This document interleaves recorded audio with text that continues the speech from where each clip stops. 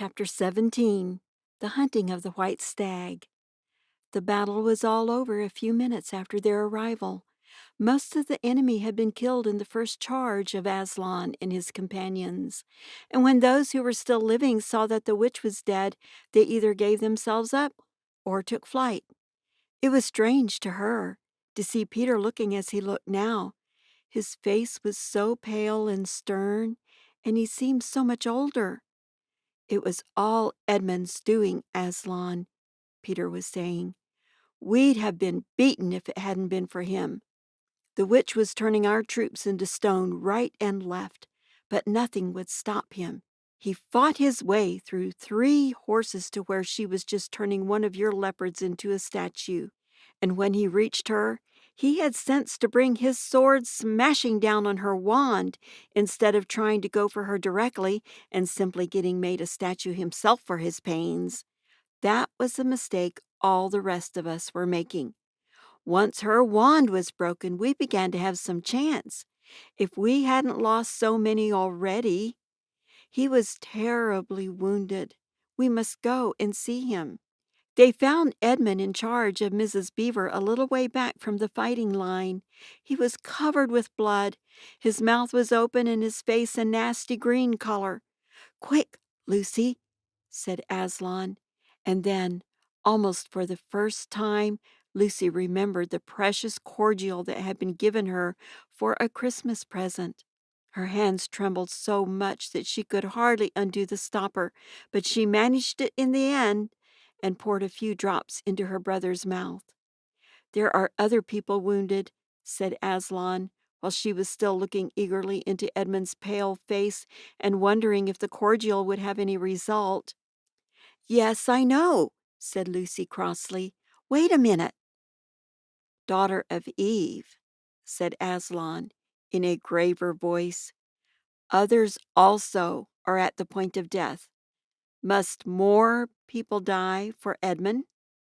"I'm sorry, Aslan," said Lucy, getting up and going with him. And for the next half hour they were busy, she attending to the wounded while he restored those who had been turned into stone. When at last she was free to come back to Edmund, she found him standing on his feet and not only healed of his wounds, but looking better than she had seen him look, for ages. In fact, ever since his first term at that horrid school, which was where he had begun to go wrong. He had become his real old self again and could look you in the face. And there, on the field of battle, Aslan made him a knight. "Does he know," whispered Lucy to Susan, "what Aslan did for him?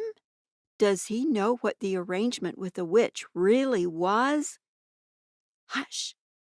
No, of course not," said Susan. "Oughtn't he to be told?" said Lucy. "Oh, surely not," said Susan. "It would be too awful for him. Think how you'd feel if you were he." "All the same, I think he ought to know," said Lucy. But at that moment they were interrupted.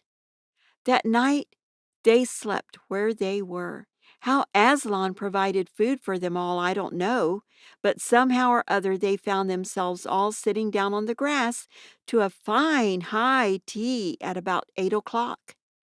Next day they began marching eastward down the side of the great river, and the next day after that, at about tea time, they actually reached the mouth. The castle of Cair Paravel on its little hill towered up above them.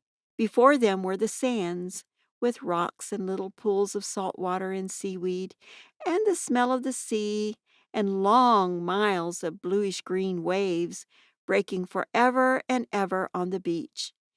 And, oh, the cry of the seagulls! Have you heard it? Can you remember? That evening after tea, the 4 children all managed to get down to the beach again and get their shoes and stockings off and feel the sand between their toes.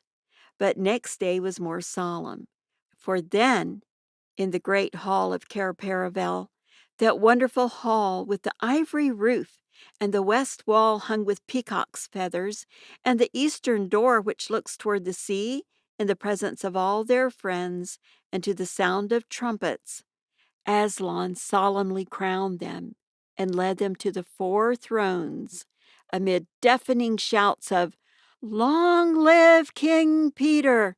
Long live Queen Susan! Long live King Edmund! Long live Queen Lucy!" Once a king or queen in Narnia, always a king or queen. Bear it well, sons of Adam. Bear it well, daughters of Eve, said Aslan.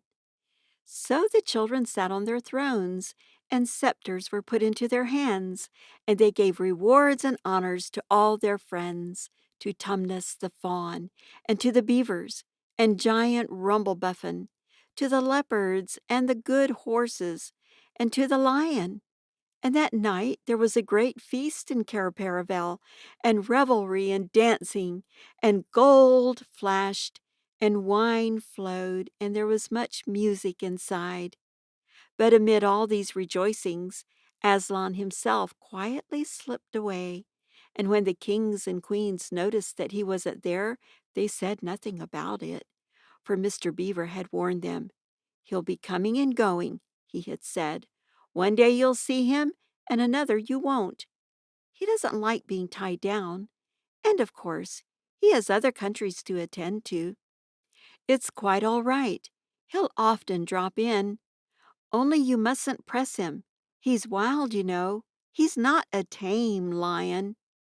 And now, as you see, this story is nearly, but not quite, at the end. These 2 kings and 2 queens governed Narnia well, and long and happy was their reign. At first, much of their time was spent in seeking out the remnants of the White Witch's army and destroying them.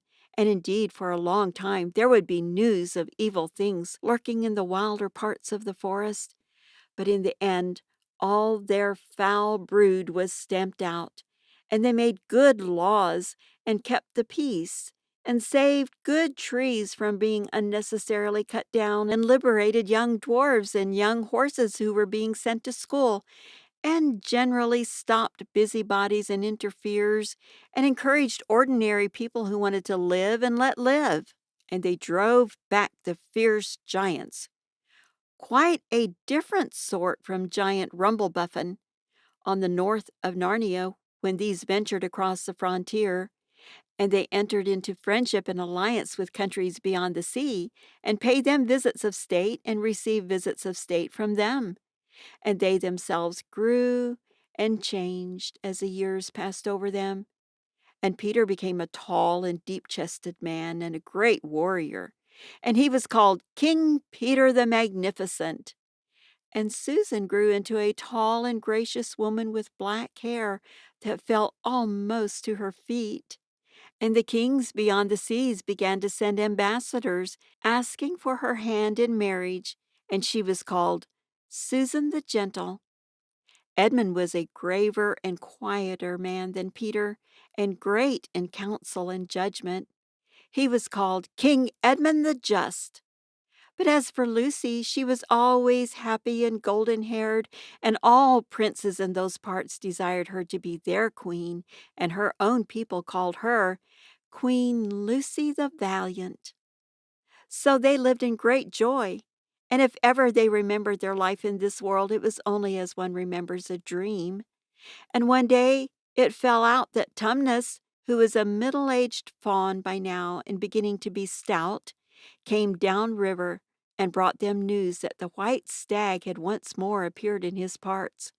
The white stag who would give you wishes if you caught him. So these 2 kings and 2 queens, with the principal members of their court, rode a-hunting with horns and hounds in the western woods to follow the white stag. And they had not hunted long before they had a sight of him, and he led them a great pace over rough and smooth, and through thick and thin, till the horses of all the courtiers were tired out, and only these 4 were still following. And they saw the stag enter into a thicket where their horses could not follow.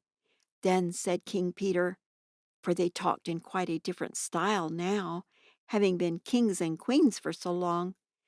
Fair consorts, let us now alight from our horses and follow this beast into the thicket, for in all my days I never hunted a nobler quarry."